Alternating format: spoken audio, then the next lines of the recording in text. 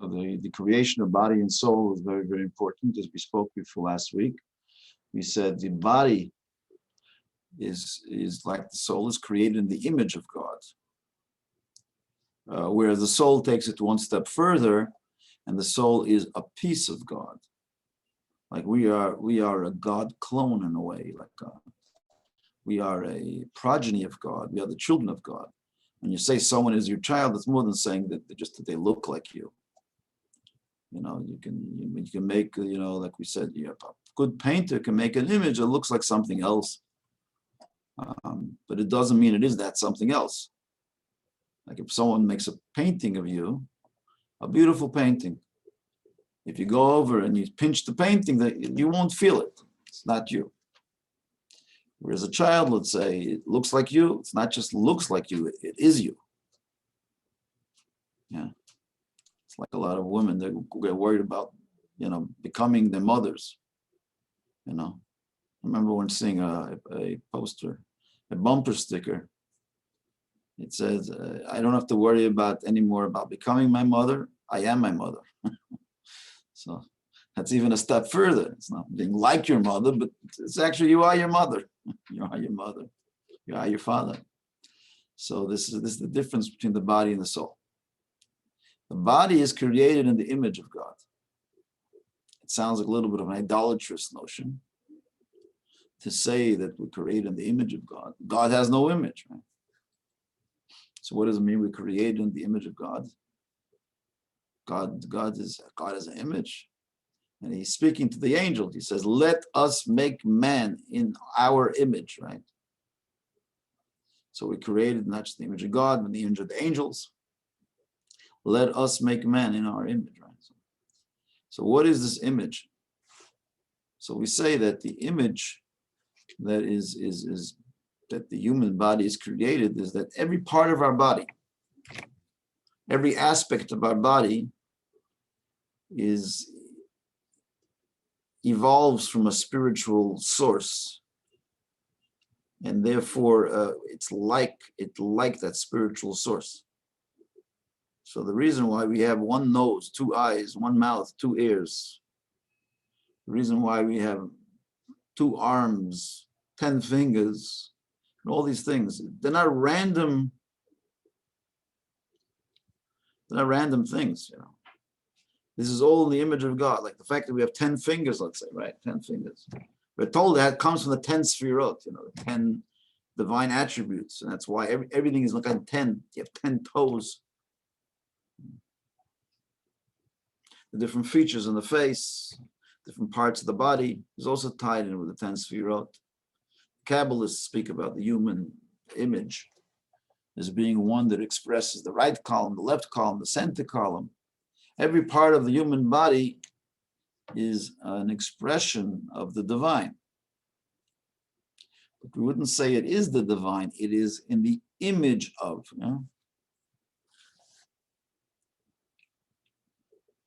A lot of people, they want to offer a healing, physical healing for a person sometimes. So one of the ways of offering healing is not just fixing the physical part of the person, but also the root cause. Where does it come from? That's one of the important things of healing in general, in medicine. But there's spiritual healing as well, and spiritual healing would be to find out what is the source for every bodily part, what does it reflect in the divine, and try to fix that spiritual malaise, so to speak, and through that it will make its way down and evolve into physical well-being. So the body, as we say, is created in the divine image. So with the eyes, right? Two eyes. So they say that God created us with two eyes. One eye that we should always look at the person with the right eye. The right eye is the good eye. You look at a person, always favorably. You give them the benefit of the doubt. And then there's the left eye. The left eye maybe is more critical. It's the left column, right? More critical. Sometimes we need to look at a person, to be honest, to be critical. Generally it's not a good thing to be critical, but from time to time you need to use that, exercise that left eye behavior. But every part of our body is a mirror image of something divine, of something higher. The body, the Kabbalah speaks that the body has 248 limbs, and the 365 blood vessels, arteries, veins, and blood sinews, capillaries. So this is the limbs, the 248 limbs that we have. Where does that come from? Why do we have 248 limbs? It's also not a random thing. The 248, what else do we know that has 248? We know that there are 248 positive commandments. The 613 commandments, 248 of them are positive do's, and the 365 negatives, don'ts. So we say that the 240, why do we have 248 limbs? It's not a random number. It's because the will of God expresses itself in doing 248 things. And so when it comes down in the spiritual evolutionary system, we have 248 limbs. And the same thing is the 365, everything ties in. The 365 on individual level, we have 365 different blood vessels. Why is it that way? It's also because the 365 negative commandments, things not to do. So that in the divine body is 613, 248 and 365. That's why we know that the 613 mitzvot. You put together the limbs with these blood vessels, you add it all together, you get 613. So a divine body, spiritual body, is made up of 613 parts, because there are 613 items on God's wish list. So the will of God is expressed in 613 expressions, which eventually come down through the spiritual system. And when the body is created in the image of God, lo and behold, we have 613 components to the physical body.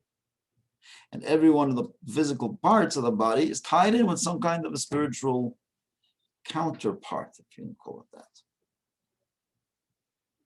It's a counterpart. It's a reflection of the divine.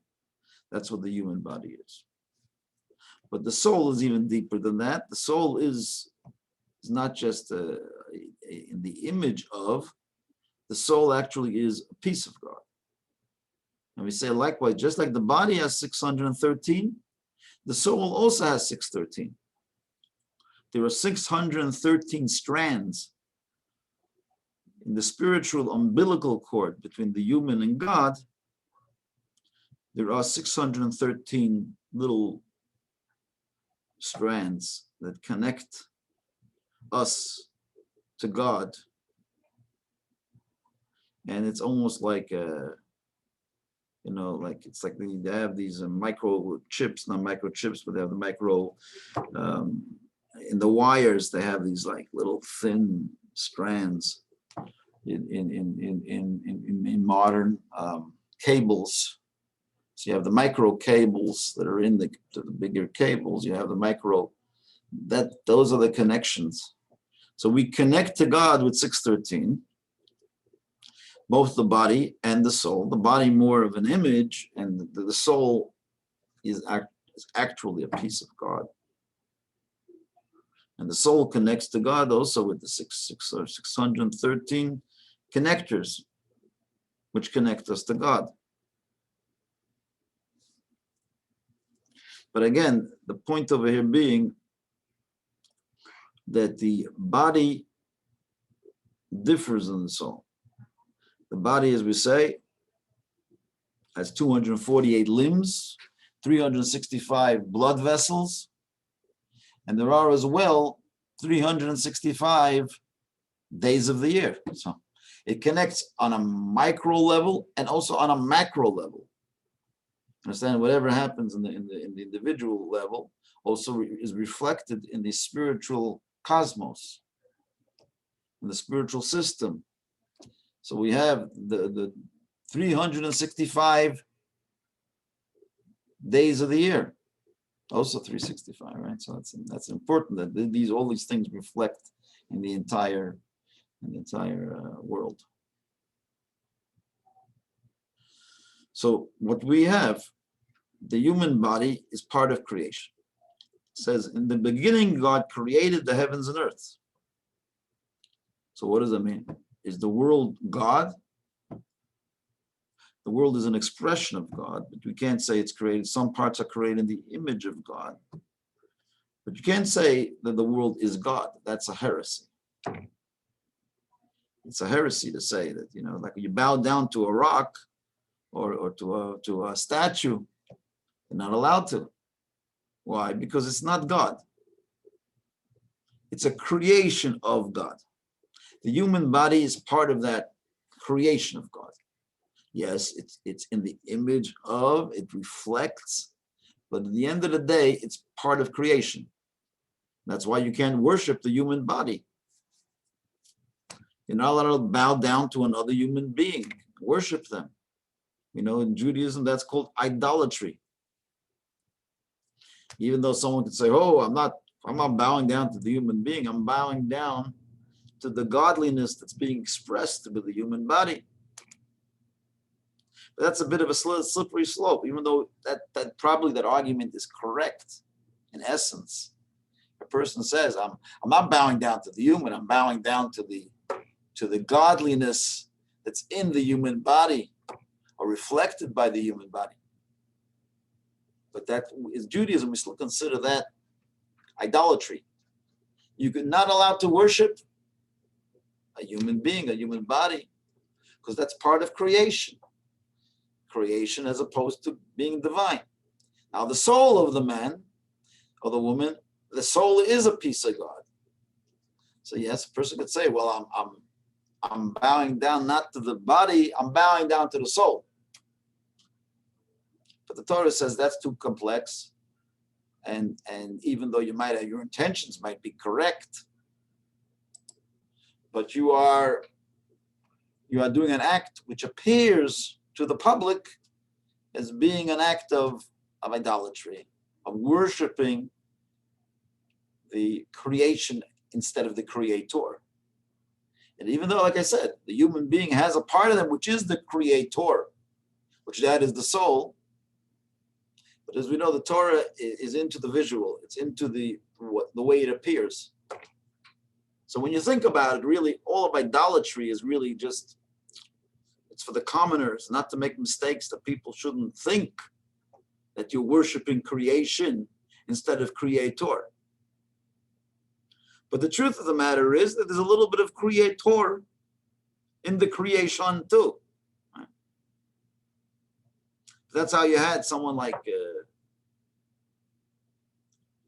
very famous Jewish guy. He was known as Spinoza. Spinoza was a big philosopher. Spinoza said that God is nature. That's what God is, right? And the rabbis ostracized him as a heretic. And there's many stories of they made a cherem. They made like a excommunication for Spinoza. Well, what did Spinoza say already? He said the nature is God.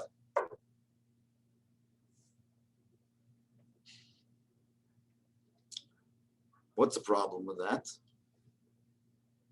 Problem is, of course, there's a little bit of God in nature, but God is much greater than just nature.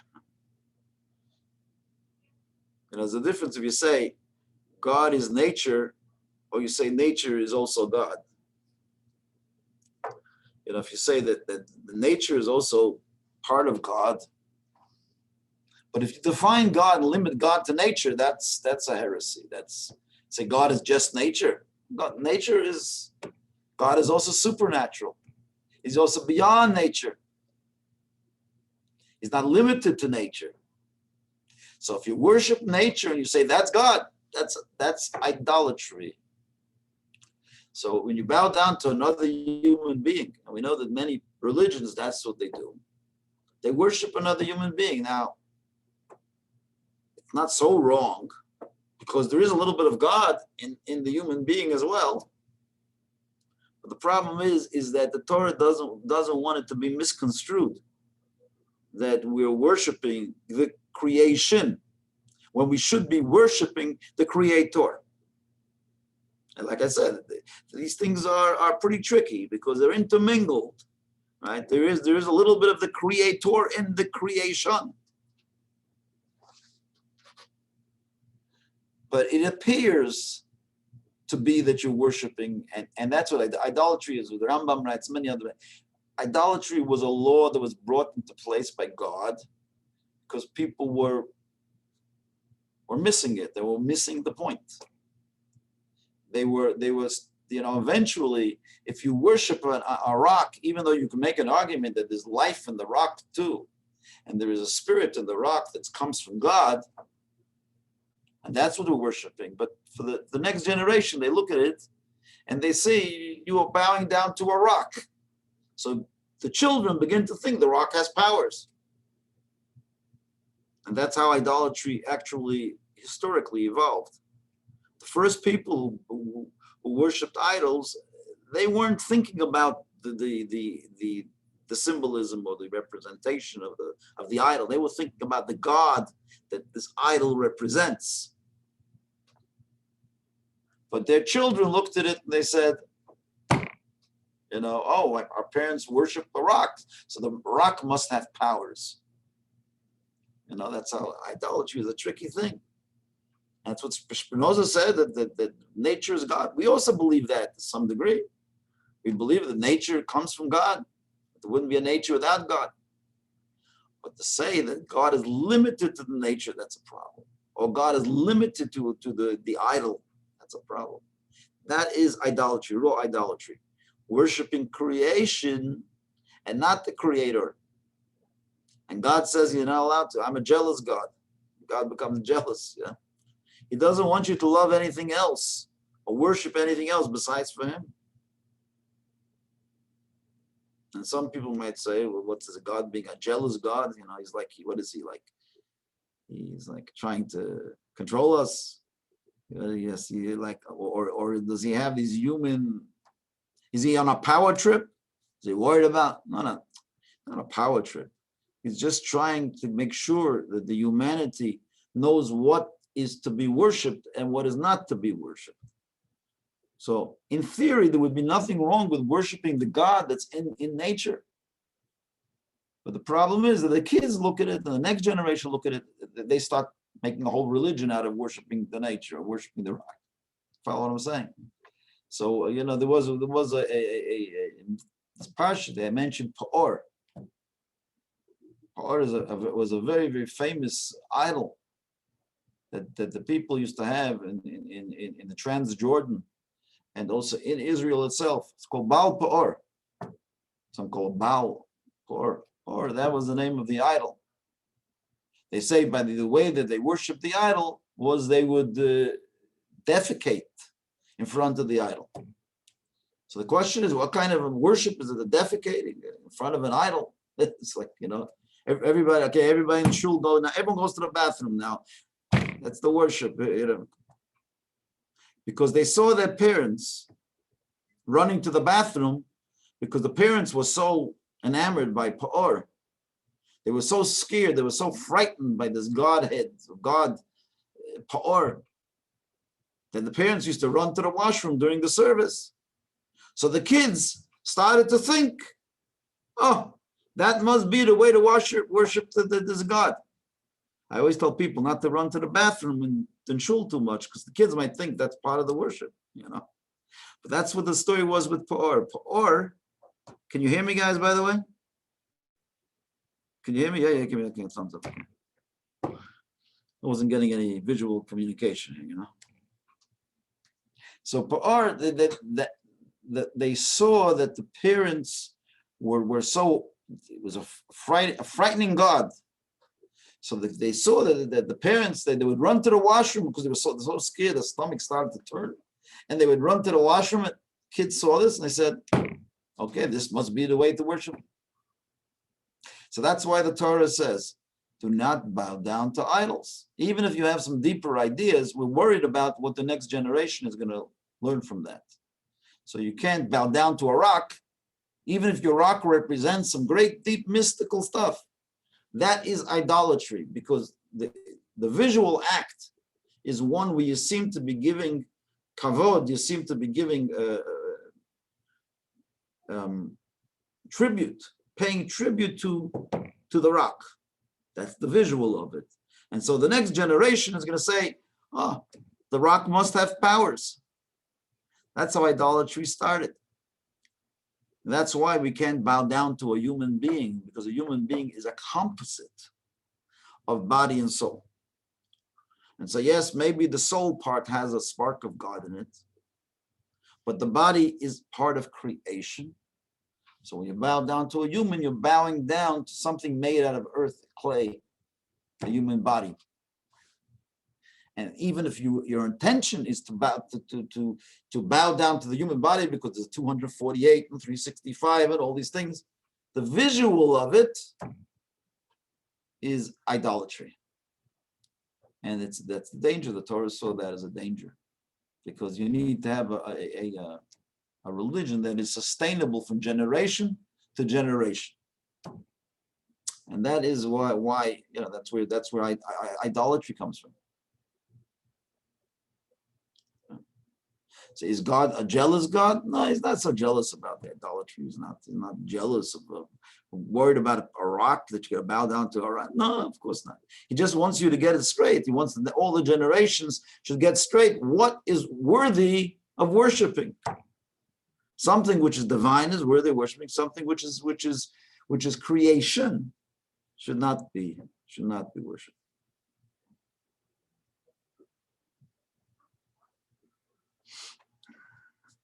The guys okay with this idea?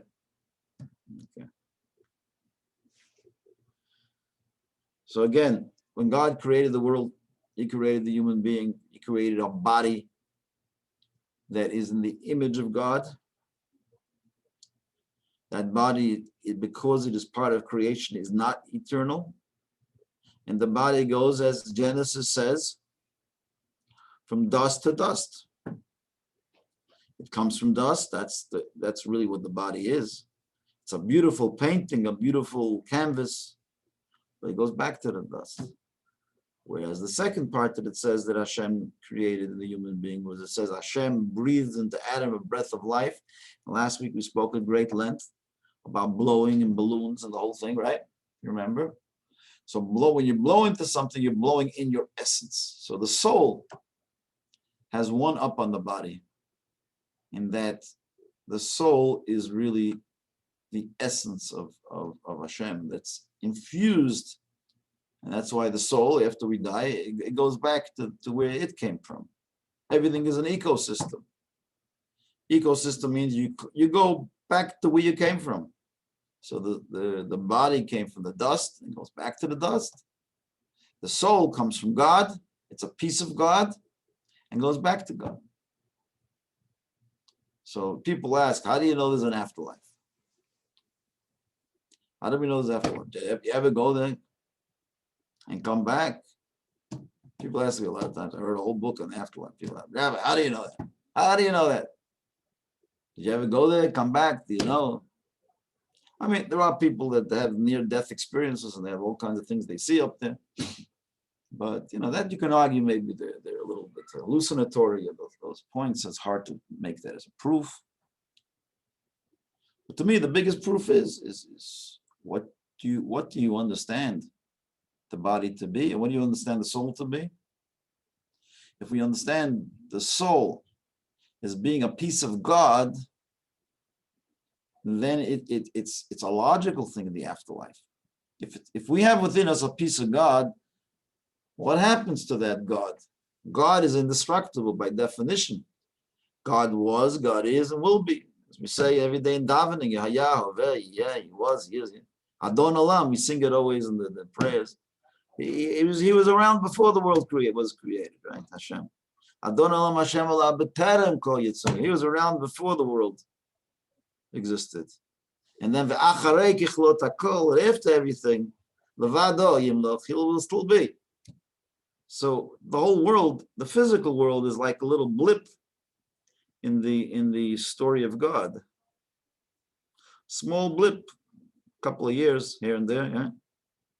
But God is eternal. He always was, and he always will be. So if we believe that what the soul is, the human soul, is not just another form of physicality, but we believe that the soul is a piece of God, which again, that's a belief. But if you believe that, then the logical conclusion is that the soul must continue to exist. If it's a piece of God, God is eternal, God continues to exist forever by definition, our soul must have the same destiny as God in that way. If it's a piece of God, it goes back to God and it continues for eternity. So, we have a long time to go. And we believe that the soul also has a form of consciousness. It's not just that the soul it's not just like a piece of God that just goes somewhere. No, it has a consciousness.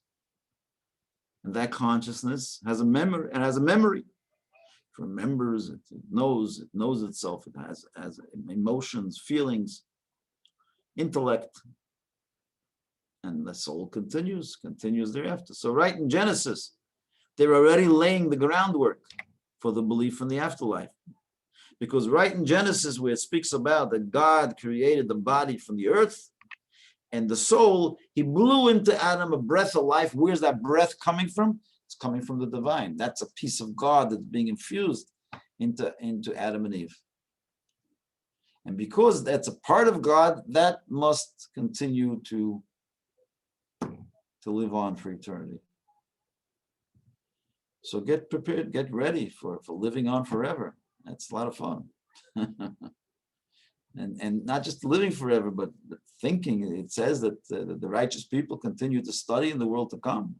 And they go from level to level to level. And they continue to educate and to learn and to think and to be in existence.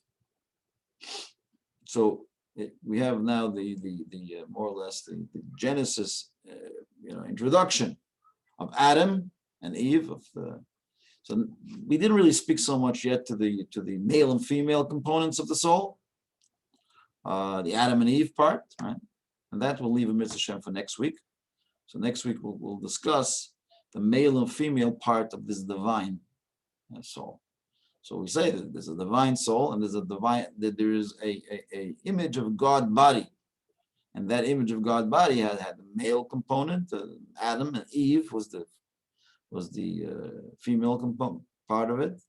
But also they both had the part of God, which is male and female. So, and we could talk a little bit next week to ask, what is God? Is God male or female? Or neither, or both? Right? That's always a good question, right? When we daven, how do we speak to God? As a male, as a female? Yeah. Okay, so it's to be continued next week. We'll talk a little bit more about the subject. So thank you all. If anyone has any questions, you're welcome to ask. Anybody? I don't know how I just want to make this comment. I was once speaking with a rabbi, obviously not a Chabad rabbi, and this topic came up about the Rebbe. And I was shocked. He came out with this idea. He said, well, I don't know. It's like an idol. They made him out to be like an idol. Mm-hmm. I didn't know how to respond to that. I was so shocked. Right. Well, everything needs to be careful. You have to be careful not to worship a human being, chas v'shalom. But, but obviously we have concepts in Judaism Even though we just said you're not allowed to bow down, you're not allowed to worship, you're not allowed to. There is respect, honor, right? You honor your father and mother. How about that? You honor your father and mother. Is that idolatry? Honor your father and mother, right? It says you have to honor every human being, right? So, to some degree. So is honoring and respecting a form of idolatry? I wouldn't say so. If you worship, I mean, if you ascribe, divine powers, whatever it is. So that's, or you do acts of worship. That's. So of course people say, oh, I idolize this person. I idolize it. Doesn't mean you're